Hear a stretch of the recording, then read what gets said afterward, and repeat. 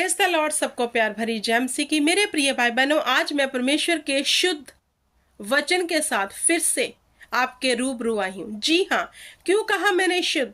क्योंकि पवित्र है परमेश्वर का वचन, सामर्थी है और सांस फूका हुआ है परमेश्वर का वचन।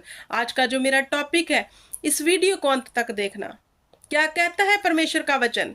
हालेलुया। क्या आप अपनी सिचुएशन से बाहर निकलना चाहते हो? हालेलुया।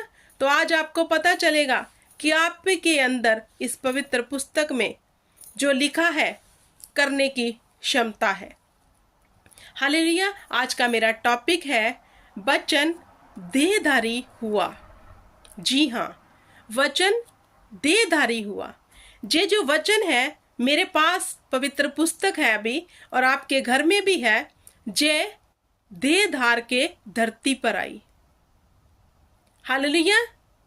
तो पढ़ेंगे यूहन्ना की बुक, उसका 1 अध्याय, उसकी 1 आयत से लेकर 5 तक।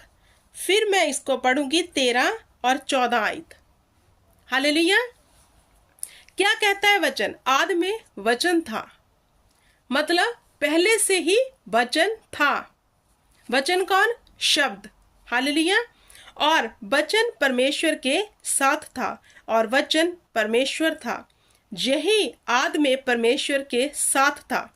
सब कुछ इसी के द्वारा उत्पन्न हुआ और जो कुछ उत्पन्न हुआ उसमें कोई भी वस्तु उसके बिना उत्पन्न नहीं हुई। उसमें जीवन था और जीवन मनुष्य की ज्योति था। ज्योति अंधकार में चमकती है और अंधकार ने उसे ग्रहण नहीं किया। तो मेरे प्रिय भाई बहनों, जहां यूहन्ना की बुक में लिखा है आदि में शब्द था, पहले से ही शब्द था और वचन परमेश्वर के साथ था।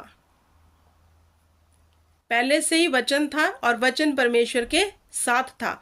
हमारे परमेश्वर ने कैसे कुदरत को बनाया? शब्द से, बोलकर।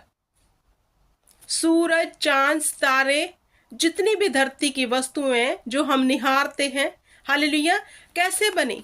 वचन के द्वारा। वचन क्या है? शब्द। ये जो वचन है मेरे पास पड़ा, ये इसमें क्या है? शब्द। इसलिए मैं बोलती हूँ, जो मैं अभी बोल रही हूँ मेरे मुख से क्या निकल रहे हैं? शब्द। तो ये परमेश्वर के साथ थे, इसलिए परमेश्वर ने बोला और हो गया। परमेश्वर ने, यहोवा पिता ने 6 दिन धरती के ऊपर कैसे काम किया? बोलकर सब कुदरत को बनाया। हालेलुया। यही आदि में परमेश्वर के साथ था और सब कुछ इसके द्वारा उत्पन्न हुआ। शब्द के द्वारा, वचन के द्वारा उत्पन्न हुआ। जितनी भी हम धरती पे चीजें देख रहे हैं, ये कैसे उत्पन्न हुई? यहोवा पिता ने शब्द बोला और हो गया। उजियाला हो तो हो गया।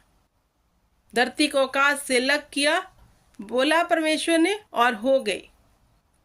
हालेलुया। इसके बिना एक भी वस्तु रची नहीं गई। जितनी भी वस्तुएं रची गई, शब्द के द्वारा रची गई।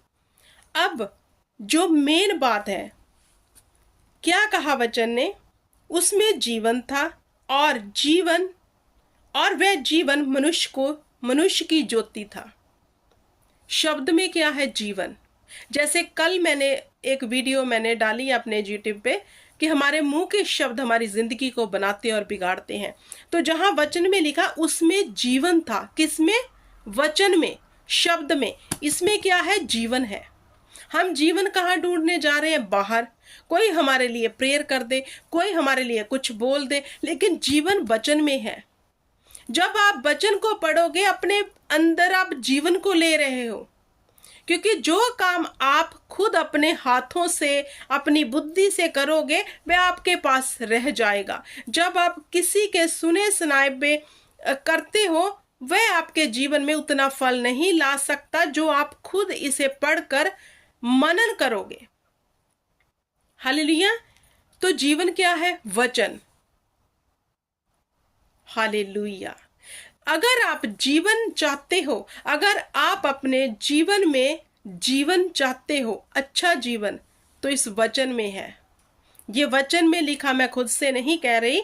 उसमें जीवन था और वह जीवन मनुष्य की ज्योति था। ये वचन हमें मेरे प्रिय भाई बहनों क्या देता है? अंधकार से बाहर निकाल देता है। इसमें लिखा उसमें जीवन था और वह मनुष्यों के लिए ज्योति था। जब हम इस पवित्र पुस्तक को पढ़ लेते हैं, जब हम इस पे मनन करते हैं, इस पे पूरा ध्यान देते हैं, तो ये हमें अंधकार से निकालता है। कैसे कैसे हम इसको पढ़ के ज्योति में आते हैं? क्योंकि इसमें जो लिखा है वो हमें वहम से, भरम से बाहर निकालता है। जो हम अन्य जाति में हर चीज के ऊपर वहम करते थे, जब हम पवित्र पुस्तक को पढ़ते हैं, इसमें हमें आजादी दी है, स्वतंत्र कर दिया इसने हमें। अब हम किसी भी भ्रम में नहीं हैं, क्योंकि हम क्या हो गए? ज्योति में आ गए। तो ज्योति में सब कुछ क्लियर दिखता है। पहले हम थे अंधकार में, अंधकार में हम कुछ देख नहीं पा रहे थे, वहम में थे, ये ना हो जाए, वो ना हो जाए, पता नहीं ये क्या है, क्योंकि हम उन सब बातों को करते थे जो अंधकार की हैं। तो अब मनुष्यों के लिए ज्योति वचन हुआ। जे वचन जो मेरे और आपके पास है, जी हमारे लिए ज्योति है। आपने कभी पवित्र शास्त्र को अपने घर में पढ़ा है? अगर नहीं पढ़ रहे, इसको पढ़ना शुरू करो, यही आपको जीवन देगा। हालेलुया। ज्योति अंधकार में चमकती है और अंधकार ने उसे ग्रहण नहीं किया। ज्योति कहाँ चमकी? अंधकार में। जब प्रभु यीशु मसीहा धरती पर देहधारी होकर आए तो अंधकार था धरती पर, तो प्रभु यीशु मसीह ज्योति लेकर आए, लेकिन अंधकार ने उसे ग्रहण नहीं किया। जिन लोगों के दिमाग में, आंखों में पर्दा पड़ा था अंधकार का, उन लोगों ने परमेश्वर को ग्रहण नहीं किया, ज्योति को ग्रहण नहीं किया। लेकिन जिन्होंने उसको ग्रहण किया, उन्होंने सत्य को जान लिया, वह ज्योति की संतान बन गए। हालेलुया। तो मेरे प्रिय भाई बहनों, यहाँ 13 आयत में लिखा, वह ना तो लहू से, ना शरीर की इच्छा से, ना मनुष्य की इच्छा से, परंतु परमेश्वर से उत्पन्न हुआ। कौन? प्रभु यीशु। ना शरीर से, ना लहू से, ना मांस से, बल्कि परमेश्वर की इच्छा। कैसे? जब पवित्र आत्मा मां मरियम के ऊपर आया तो वह गर्भवती हुई। हालेलुया। क्योंकि हमारा परमेश्वर पवित्र है। जैसे हमने बर्थ लिया अपने माँ बाप के मेल मिलाप से, प्रभु यीशु ने कैसे बर्थ लिया? न शरीर से, न लहू से, न मांस से, बल्कि परमेश्वर की इच्छा से। हालेलुया। तो मेरे प्रिय भाई बहनों, आगे लिखा, और वचन देहधारी हुआ और अनुग्रह और सच्चाई से परिपूर्ण होकर हमारे बीच में डेरा किया। अब प्रभु यीशु मसीह धरती पर आए, वचन देहधारी हुआ का मतलब परमेश्वर देह धार कर धरती पर आए, हमारे बीच उसने डेरा लगाया। अब जब हम न्यू टेस्टमेंट पढ़ते हैं तो इसमें प्रभु यीशु मसीह ने क्या लिखा है? मैं तुम्हें सच सच कहता हूं। हालेलुया। वचन देह धार के धरती पर आया। हालेलुया। और उसके द्वारा अनुग्रह, जब प्रभु यीशु मसीहा जी धरती पर आए, मारे गए, गाड़े गए, तीसरे दिन मुर्दों में से जी उठे, हमने उसके वसीले से अपने जीवन में अनुग्रह को पाया। हालेलुया। अनुग्रह और सच्चाई से परिपूर्ण होकर हमारे बीच में डेरा डाला। क्योंकि अनुग्रह हम पर कैसे हुआ? यीशु के द्वारा। यीशु कौन है? शब्द देह धार के धरती पर आया। इसका मतलब जो देह धार के वचन धरती पर आया वो है हमारा मसीहा। इसलिए जो पवित्र शास्त्र में प्रभु के मुख से जो भी निकला है वो अटल है, वो कभी ना टलने वाला है। परमेश्वर ने कहा जमीन और आसमान टल जाएंगे लेकिन मेरी लिखत कभी भी ना टलेगी। क्यों कहा? क्योंकि जो शब्द परमेश्वर के मुख से निकले हैं वे कभी ना टलने वाले हैं। धरती और आकाश पलट जाएंगे, सब कुछ हो जाएगा, लेकिन परमेश्वर ने कहा जब तक मेरा वचन जो मैंने लिख दिया जो कभी भी टलेगा नहीं जब तक पूरा ना हो ले। तो हम कहाँ ढूंढ रहे हैं परमेश्वर को? बाहर। घर में है हमारे परमेश्वर, बात करता है रोज हमसे इस वचन में से।